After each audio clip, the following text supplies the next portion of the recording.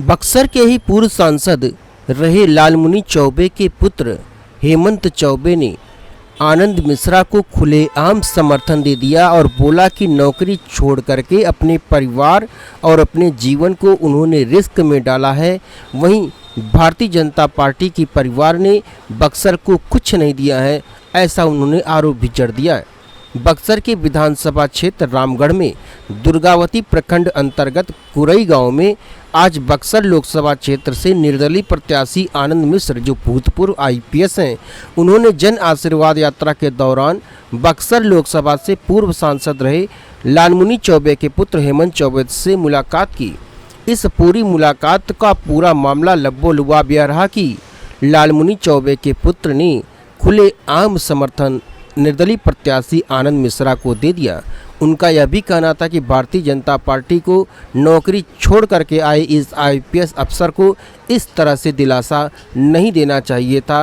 बहरहाल लालमुनि चौबे के पुत्र के द्वारा खुलेआम समर्थन के बाद आनंद मिश्रा का उत्साह बहुत ही ज़्यादा हो गया है। उन्होंने पत्रकार वार्ता करते हुए पत्रकारों को इस संदर्भ में पूरी जानकारी दी। आप भी सुनिए इस बात को। बारीकी से देखने लगते हैं और उसके बाद भी अगर आप में वो क्या कहते हैं, संवेदनशीलता ना आए कि आपको जब बारीक से चीज़ें नज़र आती है तो अच्छा बुरा सब दिखता है, और बुरा देखने के बाद भी अपने स्वार्थ में अगर हम अपने ही करियर का सोच के छोड़ दें तो फिर क्या थोड़ी तकलीफ महसूस होती है। मुझे जब समझ में आया कि नहीं, अगर मुझ में क्वालिटी है और मुझे समझ में आ रहा है कि कुछ गड़बड़ है, उसको ठीक करने की ज़रूरत है, तो मैं किसके लिए वेट करूँ कि कौन इसको ठीक करेगा। सब तो अपनी रोटी सेकने में लगे हुए हैं, तो who will bell the cat. तो इस भाव से मैं आया कि मैं ही शुरुआत करता हूं। ऐसे बहुत सारे लोग हैं जो वेट कर रहे हैं कि कोई आगे बढ़े तो हम पीछे से सपोर्ट करें। तो अभी लोग आ गए हैं, साथ में जुड़ रहे हैं, और आई एम श्योर कि वो जो मेरा सपना का, जो क्लास 8 का मेरा सपना था आईपीएस अफसर का, वो मैंने अपनी जवानी भरपूर, जो मेरी मतलब एकदम यंगेस्ट एजेस जो हैं, मैंने अपने उसमें गुजारे। और मैं अगर फिर से जन्म लूँगा तो मैं फिर से आईपीएस अफसर बनना चाहूँगा, और फिर से अपनी जवानी पहले मैं वहाँ देना चाहूँगा और उसके बाद ही मैं आगे बढ़ूँगा। हमें और भी सुना है सर, जो बक्सर की सेवा करने के लिए आपने कहा जो हम बक्सर की सेवा करना चाहते हैं, इसलिए आईपीएस का आपने इस्तीफा दे दिया। तो आपने एक तरह से, जैसे आप बक्सर में पहुंचे थे, देखा गया जो बक्सर से अब भाजपा से आप टिकट की उम्मीदवारी कर रहे, तो जब समाज सेवा ही करना था तो आप भाजपा को ही क्यों चुनना चाहते थे? हाँ, नहीं ऐसा नहीं। देखिए, मैंने बचपन से एक विचारधारा से पला बढ़ा हूँ। मैं संघ से और शाखा से बहुत क्लोजली रिलेटेड रहा हूँ, और इस वक्त आप देखें तो देश में जो विकास की गति है उसको गतिमान करने में भाजपा का भी बहुत बड़ा योगदान रहा है। इसको झुठला नहीं सकते आप। माननीय प्रधानमंत्री जी का जो अप्रोच रहा है, बड़ा प्रोग्रेसिव अप्रोच रहा है, लेकिन ये भी दिखाया मुझे कि पूरी करके बता देते हैं। हाँ, लड़का भी आपका सपोर्ट रहा है जी। हाँ, कितना आसान हो गया। हाँ, तो भैया बता देते हैं इस बात को।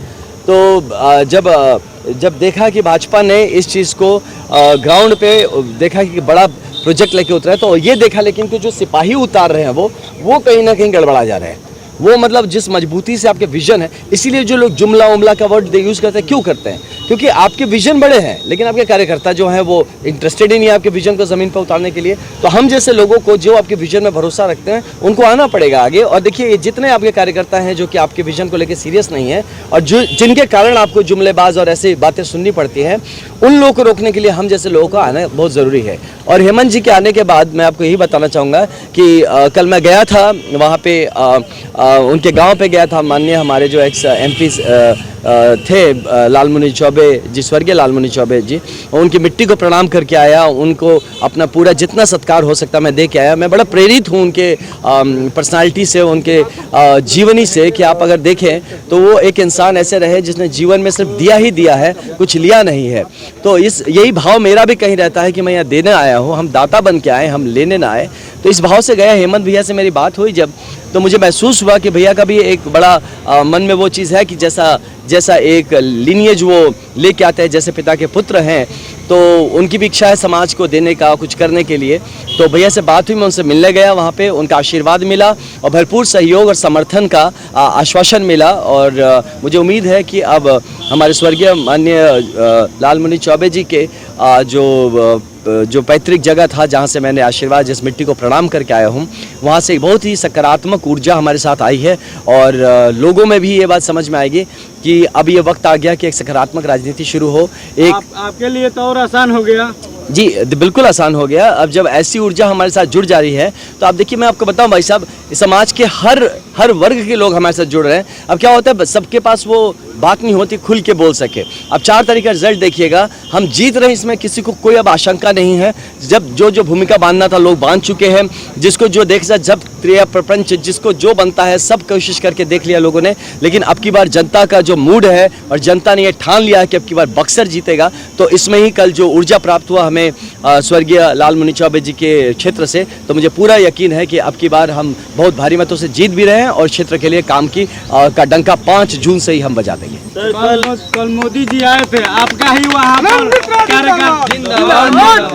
कल मोदी जी आए थे, हम देखिए कि वहाँ पर आपका कार्यकर्ता काफी आपका पोस्टर लेकर प्रचार कर रहे थे। नहीं देखिए, कार्यकर्ता का तो काम ही यही है। अब हम तो ये पॉलिटिक्स है तो प्रचार तो करना हमारा हक बनता है ना। सब लोग जिसको जहाँ मौका मिल रहा कर रहा है।